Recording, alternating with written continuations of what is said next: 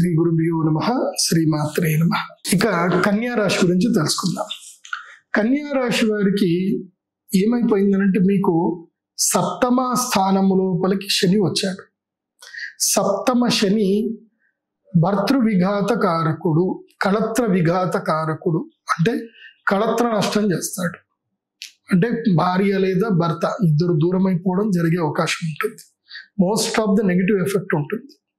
దూర ప్రయాణాలు అసలు చేయకూడదు. ఉన్నంతలోనే ప్రయాణం చేయండి.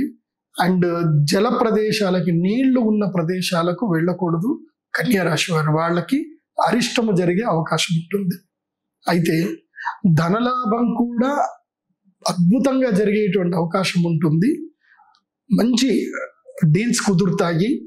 ఫినాన్షియల్ డీల్స్ అయితే బాగా కుదురుతాయి.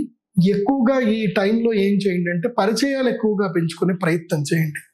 ఎక్కువగా కొత్త వాళ్ళతో తిరగండి. మీ లోకల్లోనే చక్కగా గార్డెన్లో కానీ అక్కడక్కడ తిరుగుతూ ఉండండి. మన సెమినార్స్కి అటెండ్ అవ్వండి.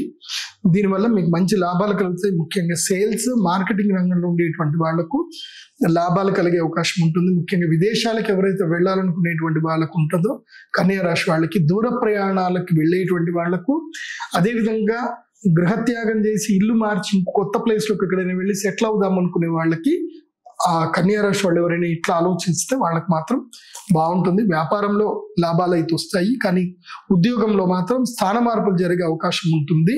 నెక్స్ట్ నవంబర్కి ఇప్పుడు జాబ్ అయితే పోతుంది. ఒక 2-3 నెలల్లో ఉద్యోగం పోయే ఒక ఉద్యోగం వస్తాయి, మీకు న్యూస్లో వస్తాయి. బట్ వరి ఏం కావద్దు, మళ్ళీ నవంబర్లో జాబ్స్ వస్తాయి. కాబట్టి కన్యా రాశి వారు ఏంటంటే, గణపతి ధ్యానం రెగ్యులర్గా చేసుకోండి. ముఖ్యంగా ప్రధానంగా ఏంటంటే, మీరు ధరించవలసినటువంటి మాల గురుగ్రహ అనుగ్రహ మాలను ధరించండి. ఎల్లో కలర్లో ఉంటుంది. గురుగ్రహ అనుగ్రహ మాలను ధరించండి.